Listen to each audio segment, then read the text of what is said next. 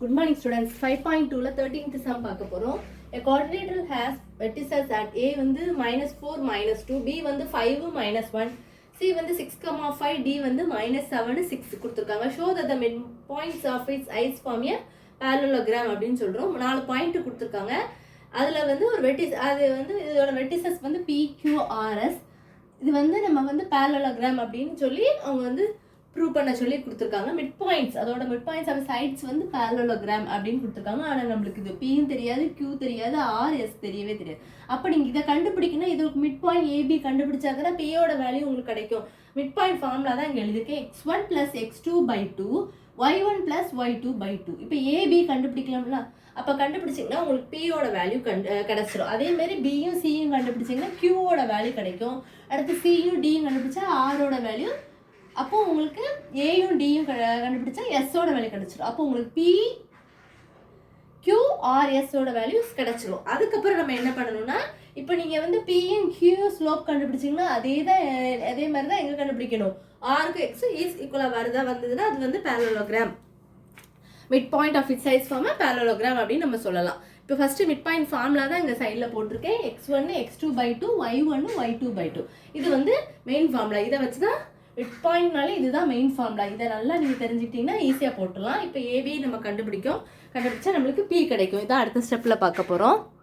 இப்போ mid point of AB கண்டுபிடிக்க போகிறோம். அடுத்து பிசி கண்டுபிடிக்க போகிறோம். ஏபி கண்டுபிடிச்சா நம்மளுக்கு Pயோட வேல்யூ, பிசி கண்டுபிடிச்சா Qவோட வேல்யூ கிடச்சிரும்.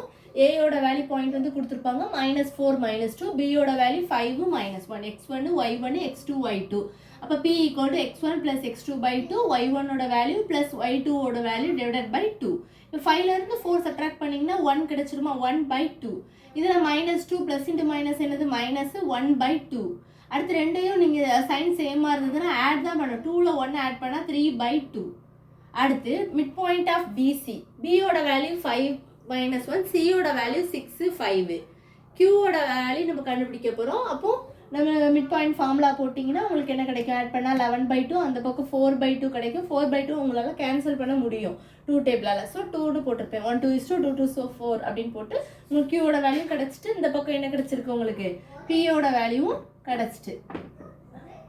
நெக்ஸ்ட் நம்ம ஆரோட வேல்யூ எஸ்ஸோட வேல்யூ நமக்கு வேணும். அப்போ மிட் பாயிண்ட் ஆஃப் சிடி கண்டுபிடிச்சா தான் ஆரோட வேல்யூ நம்மளுக்கு கிடைக்கும். அங்கே மிட் பாயிண்ட் ஆஃப் ஏடி கண்டுபிடிக்கணும். இதை நீங்கள் இந்த பக்கம் மாற்றி அப்படி கூட, ஆனால் இங்கே கண்டுபிடிக்கிற அந்த இது லெட்டரை வந்து நீங்கள் கரெக்டாக போட்டுக்கணும். மிட் பாயிண்ட் ஆஃப் சிடி தான், சியோட வேல்யூ 6 5, டியோட வேல்யூ -7 6. அப்போ அந்த ஃபார்முலாவில் சப்ஸ்டியூட் பண்ணலாமா, அதே மாதிரி தான் ஏக்கும் டிக்கும் பண்ணியிருப்பேன். நெக்ஸ்ட் ஸ்டெப்பில் அதை சால்வ் பண்ணி போட்டு நம்மளுக்கு PQRS வந்து கிடச்சிரும். இப்போ ஆரோட வேல்யூ உங்களுக்கு -1/2 11/2 கிடச்சிருமா, எஸ்ஸோட வேல்யூ -11/2 2ன்னு கிடச்சிரும். 2 வந்து எப்படி 4/2 அங்கே கேன்சல் பண்ணிங்கன்னா உங்களுக்கு 2 கிடைக்கும். இப்போ ஸ்லோப் ஆஃப் PQ கண்டுபிடிக்கணும். ஸ்லோப் ஆஃப் RS, PQ வந்து என்னது, Pயோட வேல்யூ, இது Qவோட வேல்யூ, அப்படி தானே. அப்போ நம்ம ஸ்லோப் ஃபார்முலா என்னது, y2 - y1/x2 - x1. இப்போ அதில் வந்து நீங்கள் இதை எழுதிக்கணும். நான் எழுதலை, இதில் நீங்கள் போட்டுக்கோங்க.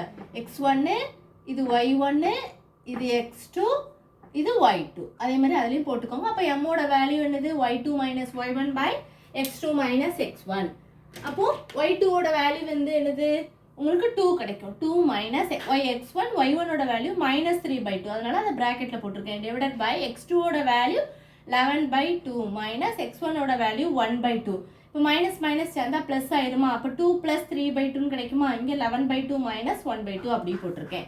இப்போ கீழே ஒன்றுமே இல்லைன்னா நம்ம 1ன்னு போட்டுக்கிடுவோம். இப்போ கிராஸ் மல்டிப்ளை பண்ணால் என்ன வரும், 2 2s 4, 4 + 3 7/2 நெக்ஸ்ட் ஸ்டெப்பில் கிடைக்கும். இங்கே வந்து 11, இங்கே டினாமினேட்டர் சேமாக இருக்குன்னா 2 அப்படி வச்சுக்கணும், மேலே உள்ள மட்டும் நியூமரேட்டரை மட்டும் எழுதணும்.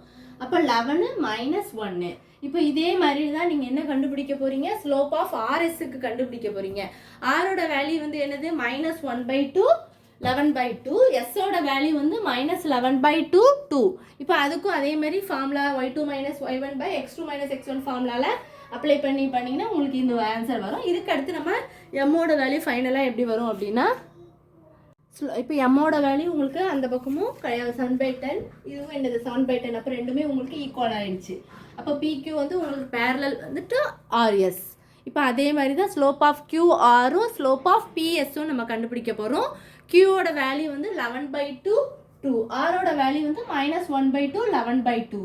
இங்கே அதே மாதிரி பியோட வேல்யூ எஸ்ஸோட வேல்யூ எழுதிக்கோங்க. இது x1 இது y1 இது x2 இது y2. உங்களுக்கு ஃபார்முலா தெரியும், அப்படி அப்ளை பண்ண போறீங்க. y2 மைனஸ் y1ஓட வேல்யூ 2 பை x2ஓட வேல்யூ மைனஸ் 1/2 மைனஸ் x1ஓட வேல்யூ 11/2. இப்போ நீங்கள் 11 இது வந்து நம்ம கிராஸ் பண்ணலாம், ஏன்னா கீழே வந்து சேமாக இல்லை, அப்போ நம்ம கிராஸ் மல்டிப்ளை பண்ணிக்கலாம். ஓகேவா? அப்போது என்ன பண்ணணும்? 11 minus 2 2s are 4 divided by 2 divided by minus 1 minus 11 வந்துரும் divided by என்னது 2. இப்போ இந்த 2 கேன்சல் ஆயிரும். அப்போ 11ல 4 போனா என்னது 7. ஓகேவா? minus 1 சைன் வந்து சேமா இருக்கு. அப்போ 1 இது 11 ரெண்டையும் ஆட் பண்ணா என்ன வரும் 12 வரும். அப்போ அதுதான் அடுத்த ஸ்டெப்ல நான் போட்டிருப்பேன். இங்க வந்து அதே மாதிரி m y2 minus y1 by x2 minus x1 ஃபார்முலால இதை அப்ளை பண்ணிக்கோங்க. இப்போ கிராஸ் பண்ணால் 4 + 3 7/2 வரும். இங்கே வந்து டினாமினேட்டர் சேமாக இருந்தால் மேலே உள்ளது அப்படியே தான் போடணும். -11 வந்துடும் -1/2. இப்போ இதை சால்வ் பண்ணி தான் அடுத்த ஸ்டெப்பில் நான் போட்டிருப்பேன். நம்மோட வேல்யூ உங்களுக்கு கிடச்சிருமா? அதான் முதல்ல ஸ்டெப்பில் 4 + 3 இருக்கும் 7 டிவைடட் பை -1 -11 டிவைடட் பை 2 அது இருக்கும். நம்ம அதை கேன்சல் பண்ணால் 7 டிவைடட் பை 12 கிடைக்கும். அதே மாதிரி தான் அந்த பக்கமும் கேன்சல் பண்ணி போட்டால் உங்களுக்கு அதே ஈக்குவலாக 7 பை -12 இருக்கும். அதை வந்து நம்ம நியூமரேட்டரில் போட்டுக்கலாம், அது தப்பு இல்லை. அப்போ ரெண்டுமே ஈக்குவல் ஆயிடுச்சு. அப்போ கியூஆரும் பிஎஸும் உங்களுக்கு ஈக்குவல் ஆயிட்டு. therefore QR parallel to PS. அப்போ ஆப்போசிட் சைட்ஸ் வந்து உங்களுக்கு பேரலாக கிடைச்சிட்டா, அதான் therefore opposite sides are parallel. இந்த லைன்லாம் எழுதணும். அதே மாதிரி டயக்ராம் வந்து ஃபர்ஸ்ட் நான் டயக்ராம் வரைஞ்சி போட்டிருப்பேன். அதெல்லாம் கண்டிப்பாக நீங்கள் வேணும். டயக்ராமுக்கு மார்க் உண்டு, ஃபார்முலாக்கு மார்க் உண்டு. அதனால் அதெல்லாம் கவனமாக வரைஞ்சிடணும். ஃபார்முலா கரெக்டாக போட்டு ஒரு பாக்ஸ் போட்டு எழுதிக்கோங்க. அடுத்து லாஸ்ட் எழுதும் போது இப்போ வந்து ப்ரூவ் ஆயிடுச்சுன்னா சில சமயம் நம்ம ஹென்ஸ் ப்ரூவ்டு போடுவோம், அதெல்லாம் கண்டிப்பாக போட்டுக்கோங்க. இப்போ இது வந்து நம்மளுக்கு பேரலோகிராம் நம்ம ப்ரூவ் பண்ணியாச்சு. அப்போ இந்த லைனை எடுத்து எழுதணும். சும்மா நீங்கள் ஷார்ட்டாக இதோட முடிச்சுட்டு போட்டால் ஆன்சரு அவ்வளோதான் அப்படின்னு நினச்சிடாதீங்க. இதுக்கெல்லாம் மார்க் கண்டிப்பாக உண்டு. அப்போ therefore opposite sides are parallel. therefore PQRS இது வந்து ஒரு பேரலோகிராம் அப்படின்னு நம்ம இதில் ப்ரூவ் ஆயிடுச்சு. அதனால இப்போ இந்த லைனை நம்ம கண்டிப்பாக எழுதணும். therefore PQRS parallelogram. அவ்வளோதான் இந்த சம்.